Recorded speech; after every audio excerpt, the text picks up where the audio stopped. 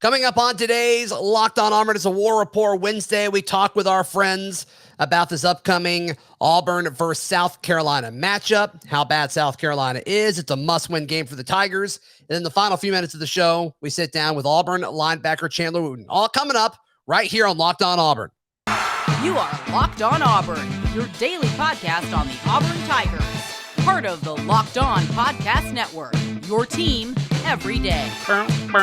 Yes, welcome on into Locked On Auburn, your daily Auburn Tigers podcast. I'm your host, Zac Blackerby. Thank you for making Locked On Auburn your first listen every single day. It's a War Rapport Wednesday, so our guys Mike G and C-Dub with the War Rapport hanging out with us. Gentlemen, how we doing recovering from this rough past Saturday afternoon/evening? That was a tough one.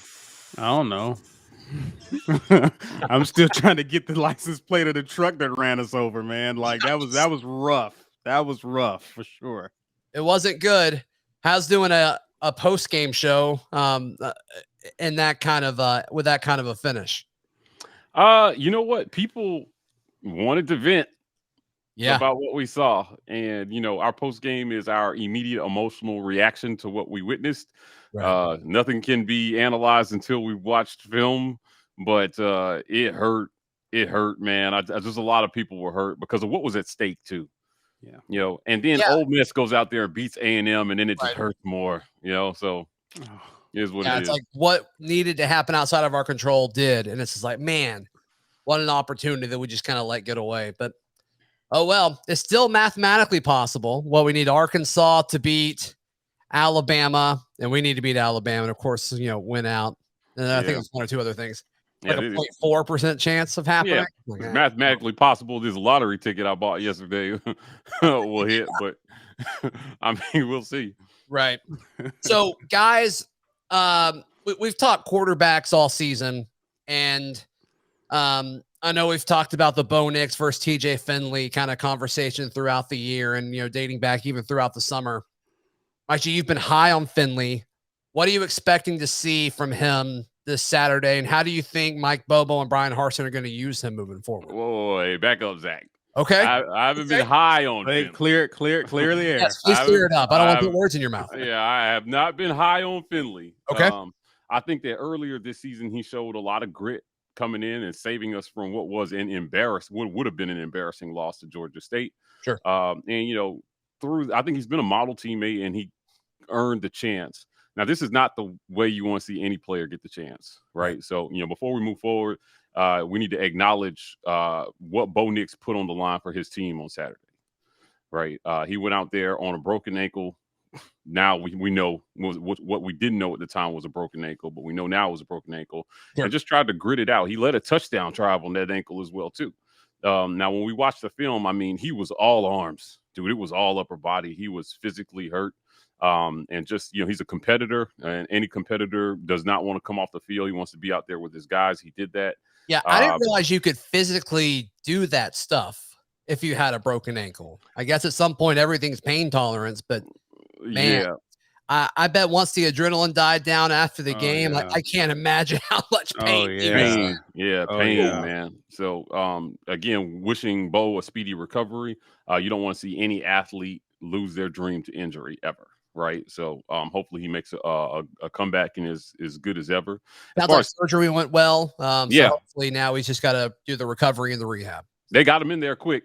Yep. So, I saw some pictures of him on social media, smiling, thumbs up with his fiance. So seemed in good spirits, all things considered. So hopefully it's all good. Yeah. So now as far as Finley's concerned, right. Here's the thing. This is his shot. Nobody knows how Finley is going to do.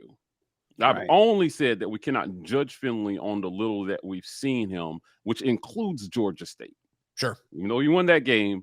Nobody can claim to know that TJ is going to be a stud, right? But what it is clear is this is his chance to prove that he can be a quarterback at Auburn University. Mm-hmm. Now, many players have, assumed the starting role because a player in front of them got hurt. Look all over the conference, man. Stetson Bennett won his job because of injury. Max Johnson, injury to Miles Brennan. I mean, it just happens. That's football. So now he's got to prove that he can be the guy. And his leash, unfortunately, will be short because it's only 3 games. He's got 3 games to prove that he can be the guy. He's got South Carolina to warm up, a team that he's already shredded. He debuted against them last year and cooked them for almost 300 yards and a few TDs. He's got an Iron Bowl where he can put his name in the record books, right, with a win. And then, he's got a bowl game. He's going to have a bowl game where he can go up against some team that we never play and figure out if he can be, he can be the guy. Or ACC team, right? Yeah, that's it. Now I don't think that he needs to necessarily win for it to be a success for him, but he's got to remove himself as a negative factor or why we would have lost. So if he goes out there and he performs well, recent performances I think that I can compare, after injury would be Mac Jones's first start after Tua got hurt was the Iron Bowl. They lost. He threw 2 pick sixes, but I remember watching that game and thinking they're going to be in pretty good hands. He played well. Outside of those 2 throws, he threw for 335 and 4 TDs. Right. Finley, now I'm not saying Finley's got to do all TDs that. If you count the 2 that he threw for Auburn. Yeah, for sure. Now I'm not saying Finley's got to do all that, but he's got to play. He's got to play well. He's not a freshman. Yeah. Zach, he's not a freshman. Sure. And, this is the nature of football. Some guys get 100 chances. Some guys get 1 chance. Some guys get no chance. Right. He's had 2 shots at this now at LSU and now at Auburn. And he's just got to go out there and take advantage of what might be one of his final opportunities on the major college level to show that he can be a D1 quarterback. C-Dub, what are you expecting to see from Finley as far as usage? Do you think the offense looks similar as if Bo Nix was in there? Do you think they call things a little bit differently? They have to call things differently because Bo adds another dimension to your run game, especially when the plays break down. Bo is able to do some special things. And this year, I was impressed with what Bobo and Harsin has been able to do in terms of allowing him to play within himself, within a new offense. Oftentimes when Bo utilizes talents, it's like being in an amusement park, right? It could be chaotic and then it's chaotic, right? But this year, Bo has gotten a lot, especially after the Georgia State game. Bo's been able to scramble and actually make some plays. Of course, he hasn't been able to do it against superior competition or superior defenses, but I'm expecting with Finley for him to be more in the pocket, for Bobo and Harsin to call some quick passes. You're going to really see a lot of that with him. I'm curious to see what we look like in the red zone, because that's where Bo Nix was very dangerous with his legs, and it allowed us to free up our running backs because you had to account for Bo as well. Gone is the play where Bo would do the fake reverse and run around the end.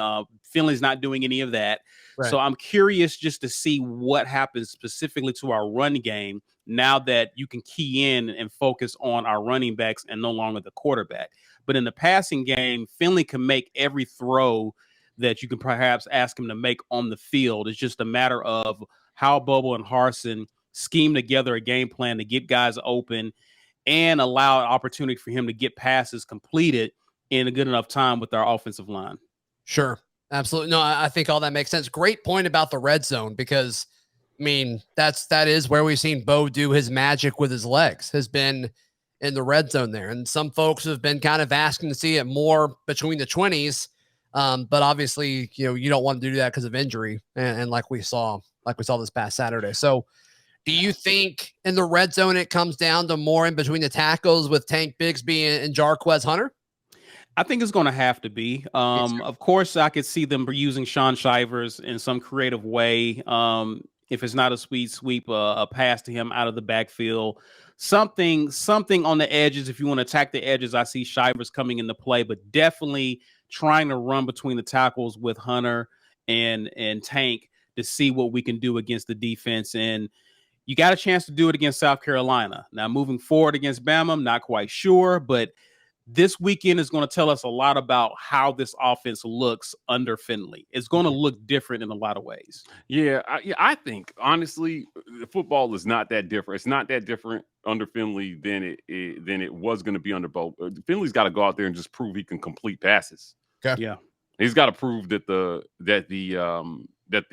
passing game is going to be a threat to open up some lanes for these running backs, because we have not been great in run blocking. It looked good to start the year, and then it fell apart.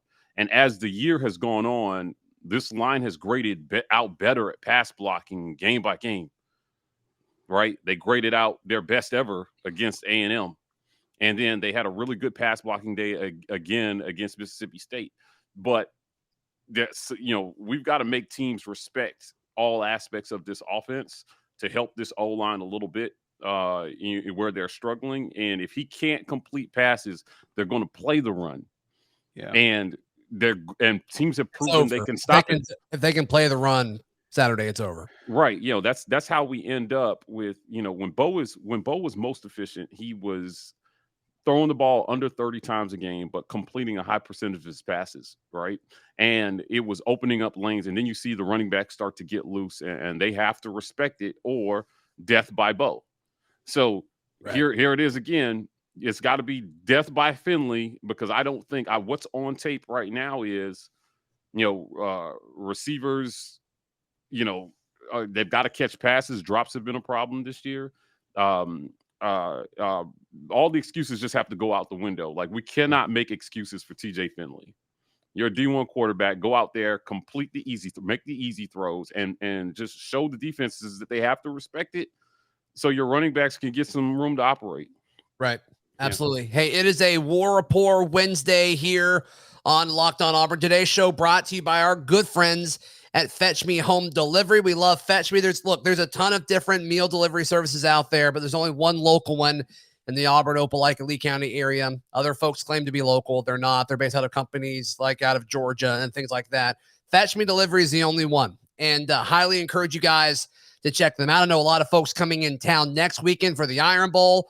Fetch Me can deliver to your hotel room or your Airbnb, wherever you're staying. FetchMeDelivery.com is the place to go. They also have a very easy-to-use app. And they're Auburn folks, and Auburn folks love supporting their own. So check out the great customer service that Fetch Me Delivery has, and the great restaurant selection that they have as well. And when you place your order, use promo code LOCALMEAL to save some money off of that food for your friends, family, or even if it's just for yourself. FetchMeDelivery.com. Also, today's show brought to you by Prize Picks. Prize Picks is daily fantasy made easy. I love Prize Picks. I know you will as well. A ton of different props to bet on, ranging from all kinds of different sports. Obviously, college basketball is now on the app, which is very, very exciting. You can do the props based on points or rebounds, or if you want to move the football, you could do passing yards or touchdowns. I mean, virtually anything. And you can mix and match the sports as well. So go to prizepicks.com or search Prize Picks in your phone's app store. And when you make that first deposit, use promo code LOCKEDON. You'll get a 100% match for up to $100. Use promo code LOCKEDON at prizepicks.com today. War Rapport Wednesday, continuing on. Mike G and C-Dub, our guest today. So what all in y'all's mind is on the line this Saturday? As far as, okay, Auburn has to win this game against South Carolina. Is it a must win, or is this season kind of mailed in? And it's like, okay, it's all about what Harsin can do this offseason. How much pressure is on this team to win Saturday? You got to stop the bleeding. Like, you have to stop the bleeding. We got a two-loss streak here. You don't want to make it 3. And I think in year 1, you don't want to mail anything in ever. There's so much to prove. There's so much to gain with this team. And I think this win at least gives this guys an opportunity to refocus and go into Iron Bowl week with a high sense of or a higher sense of morale. So I think you got to play again. Harsin talks about 1-0. So you can't have a 1-0 mentality and mail anything in with X amount of games left in the season. So I expect them to at least come out and play with a chip on their shoulder. The defense has a lot to prove after last weekend. They want to go out and show that, hey, that was an aberration. We're better than how we looked. And we want to go out and actually dominate someone on an SEC opponent on the road.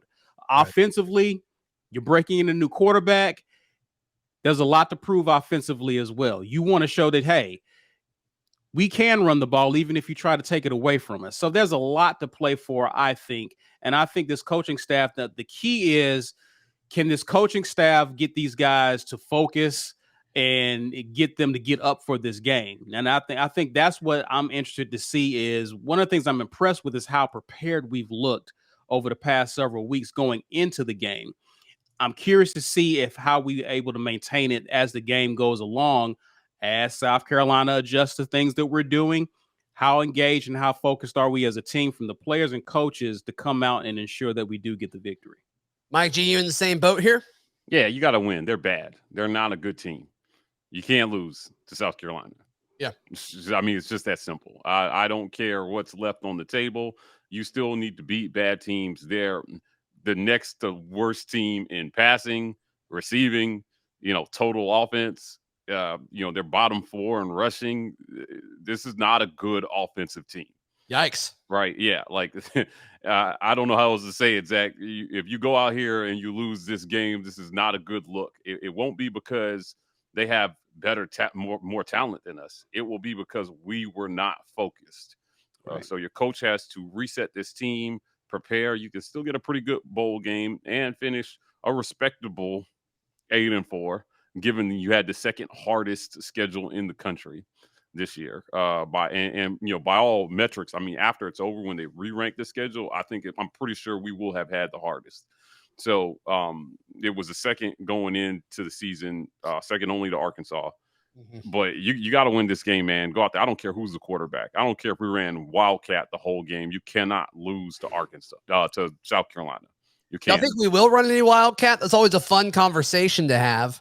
Oh, God, I hope not. Oh, man. That is now a possibility. I know I said that, but please, Lord, no. That may be a possibility now. If you had to say, okay, this guy gets, 3 Wildcat snaps this game, who are you picking? The ghost of Cam Newton. I mean, give me natural wide receiver Kobe Hudson, high school quarterback. Maybe he's still got something in his arm. He's got the athleticism. I don't know. I saw Jarquez Hunter throw a pretty sweet pass on a reverse. All right, off whatever that was. I mean, it was on target. Nice spiral. I would go with Jarquez there. I would go with Jarquez. Fine with that. Yeah, Jarquez Hunter. I'm perfectly fine with that. You need a guy if he's going to keep it and run up the middle. I like Jarquez. Sure. Okay. I'm all for that. As far as the fan base's support around Harsin, I mean, I think Saturday is such a big deal. Because if Harsin loses against South Carolina, like you said, they're not a good football team. I don't care that you're in Columbia playing it. Mm-hmm. And then, I think if you have a hard time beating them, you're not going to win the Iron Bowl. And all of a sudden, it's like, man, after all that excitement, I mean, just hope has been sucked out of the program in just a few weeks going into the first true offseason of the Harsin era. Mm-hmm. That's a big deal. That's a really, really big deal. You guys have referenced your conversation with Alan Green this past offseason, and he talked about hope. You felt a lot of hope disappear from Jordan-Hare Stadium halfway through the fourth quarter this past weekend. Yeah, I know we don't get a chance to recap games with you very often, but I will tell you that I think that the coaches wear that loss on Saturday. Sure. Time. Yeah. Both sides of the ball, all of it, like roster management, play calling, all of it. And Mike Leach famously now said, going into halftime of that game, to his offense, if we execute, they can't stop us. What an iconic thing if you're Mississippi State. Right. And then look what they did. Now I will say this about Saturday. Will Rogers has done that to everybody this season. His lowest passing total was against NC State for 294 yards. Zach, he has carved everybody up. He threw for 408 on A&M, 300 on Bama. It's the 6 touchdowns in a row that I think is kind of hitting a little different. So, again, a lot of people were like, why were we only rushing 3? Why weren't we blitzing more? All the advanced metrics say that blitzing him is not a great idea. And so we blitzed him 16 times in that game, and he threw 4 of his touchdowns while we were blitzing. So for a guy that doesn't hold on to the ball very long, he always finds the open guy. If you're blitzing, somebody's open. And so I mean, again, what that does is that puts your DBs on an island, and they have to cover. And there's not a great defense for the perfect pass. He was pinpoint accurate in that game. I mean, I'm not making excuses. You can't let them march up and down the field. But I will say nobody has really stopped him from doing that this year. You've got to figure something out, though. Like, you have to change something. Even in that situation, like, something has to change if you're Derek Mason, I believe. I agree. I mean, that was been my sentiment, even though, yes, you do have advanced statistics that say that if you pressure him, he's going to carve you up. But he's already carving us up, and we're not pressuring him. So, like, so it's like, I think people wanted to at least see an attempt at something. But I'm gonna be honest with you, Zach. When you get up on someone at halftime and you want to pull away, the ability to run the football and bleed clock. There's no way a team that's air raid should have won the time of possession the way Mississippi State did. Right. That's their thing, though. They've done it all year. Those, the dink and dunk, they're just 4-yard pass the crap out of you. Yeah, it's their short passing game is their running game, though. So when you don't drop passes, those 4-yard passes are good as 4-yard runs. Then all of a sudden, over the course of 60 minutes, your defense is out there for 40 of it. It's like they're exhausted, and they just wear you down over time. I mean, great game plan by Mississippi State, and their philosophy, when it works, it really, really works. It doesn't really seem to be like any in between. But I mean, props to I gained a lot of respect for Mike Leach this weekend. I really did. Yeah, we have Chris Todd come on all the time, and he did his first 2 years in college under Mike Leach. Yeah. So he talks to us a lot about what Mike Leach, like the latitude that Mike Leach gives his quarterbacks, and the freedom within the system that he gives his quarterbacks as long as they're accurate, right? So his system requires you to make passes. You cannot throw errant passes in his system because, again, they don't want to run the ball. They don't even try, really, right? So your quarterback has to throw, and your receivers have to catch, and we just didn't do a good job. We only ran 2 offensive drives in the third quarter of that game coming out. Right. So they played keep away. And the play calling to start the second half, I thought was a little curious to me. We tried to sweep with Robertson. It got stopped. And then we tried to run up the middle. And then we were behind the chains. We got right where Harsin said he doesn't want to be, which is third and long. And then we punted to them. And then we did it again. We moved it across half field and missed the field goal. And, I know Carlson is hurt again. Can't, well wishes to Anders Carlson, but he was kind of trended down going into this game. Those 3 field goals, there are 9 points left on the field in a game that you lost by 12. Right. So it is just, I'm telling you, like, I'm looking at, did we lose by 12? I don't know if we lost by 12, but we lost by too much. 2 scores. Lost by 2 scores. Yeah, we lost by 2 scores. 3, that's for sure. Right. Yeah. So, like, I just really felt like there were some things. There's a lot to work on there. You got to get it right going into. There's still a lot to play for this coach. Now, I've said this. Sure. A lot of people didn't like the statement, but even the greatest coach we know to ever do it. Don't do this. Went 7-6 in his first year. Don't do it, Mike. Nobody's immune. Nobody's immune from a bad first year. But that stat doesn't matter.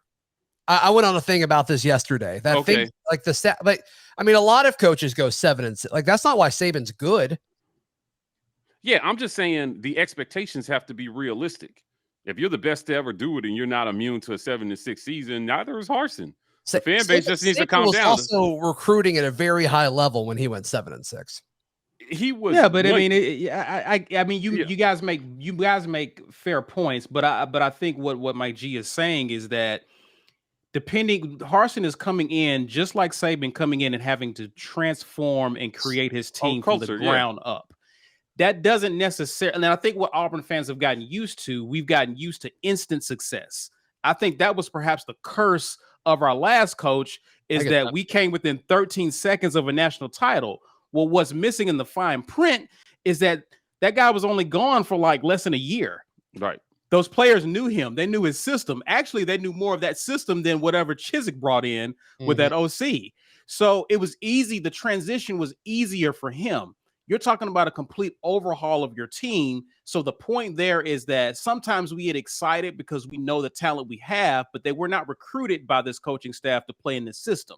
So there's going to be some bumps along the road. There's going to be some setbacks. There's going to be some inconsistency. There's going to be times where we look like we're catching on, and then Mississippi State happens or Right. A&M happens. Right. And so I think what fans have to understand is that it's going, as you're building your program, it's not going to look pretty at the beginning, especially if you're building something completely different from what we had. And Harsin is different from anything we've had in a long time. Gentlemen, how can folks catch the War Rapport, follow you guys, subscribe, and all that good stuff? You can find us on YouTube, Become an Insider. Check out, we got 2 film reviews left.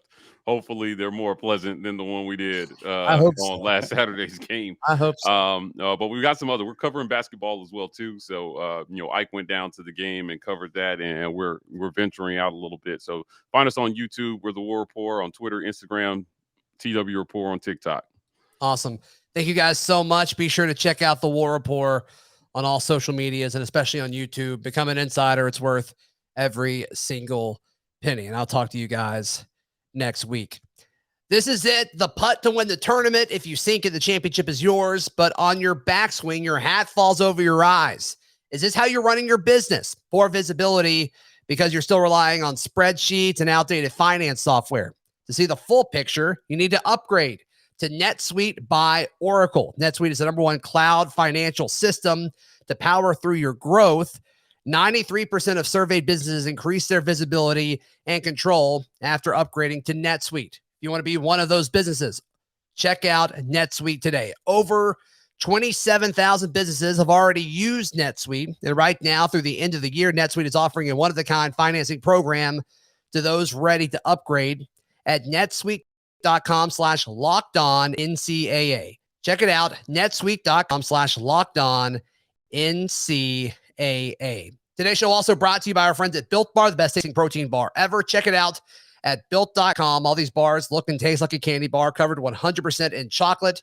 They're delicious, very high in protein, very low in calories, very low in sugar. Built.com. Use promo code LOCKED15 for 15% off. That's at built.com.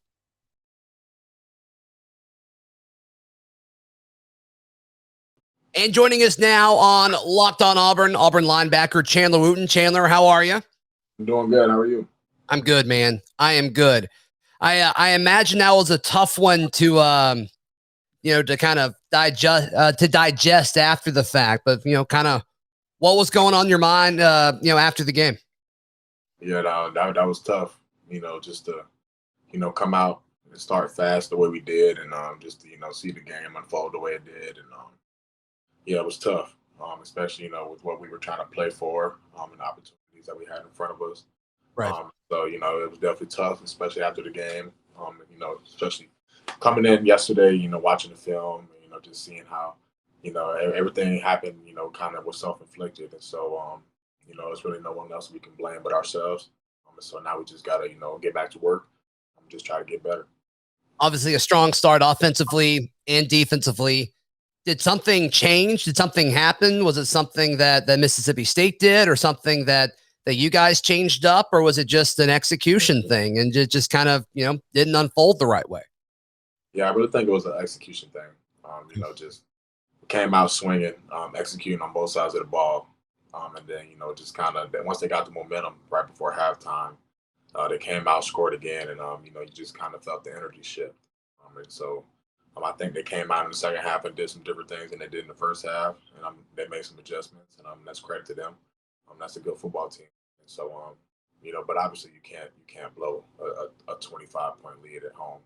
Right. It's pretty acceptable. And so, it's tough. It's a hard one to swallow.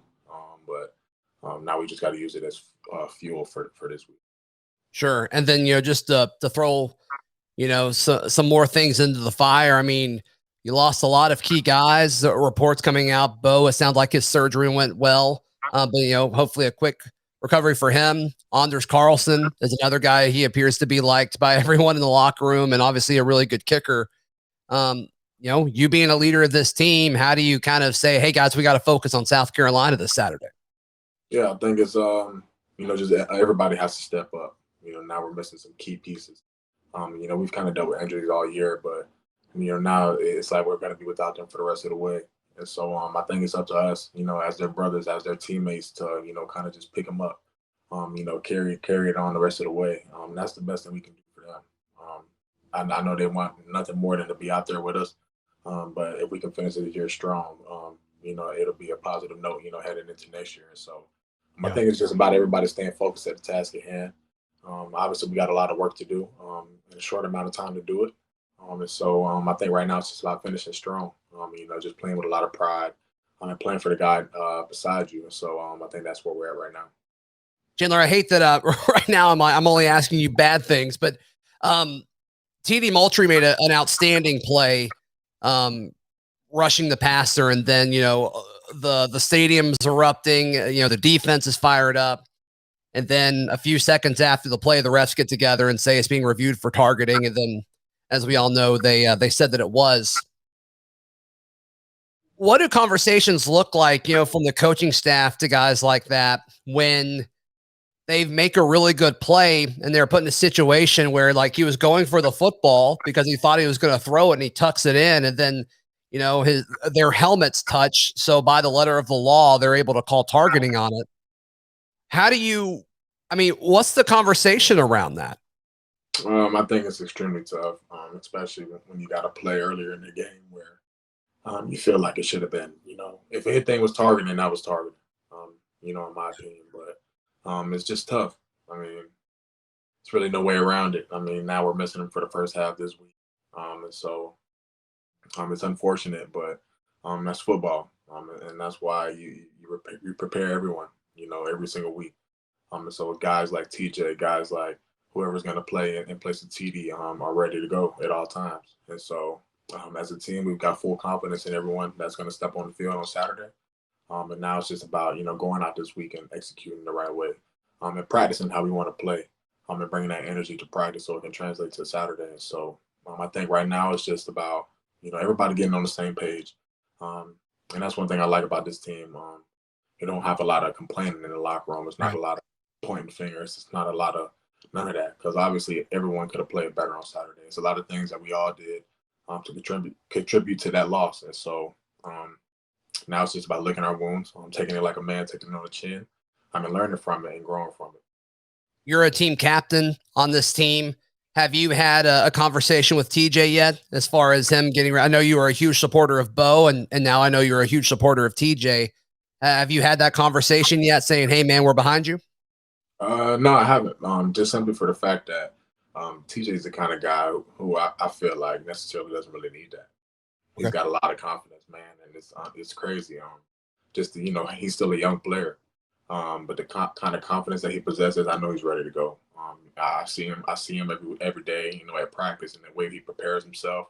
And so I have no doubts, he'll step in and do a tremendous job and carry the torch, in place of Bo. You got to think that there's extra confidence there because, you look at all the games that he started at LSU last year. His best outing, I think undoubtedly, was his performance against South Carolina.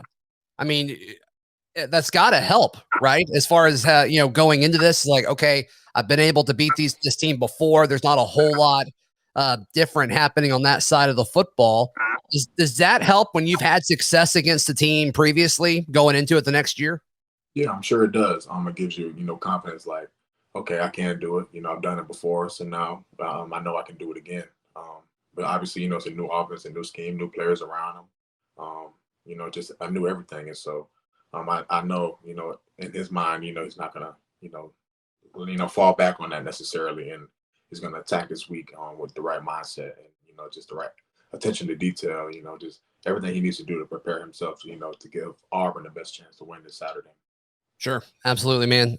As far as preparing for the task at hand, like you said earlier, what do we know about the South Carolina team? What's kind of standing out on film when you study them? They play extremely hard.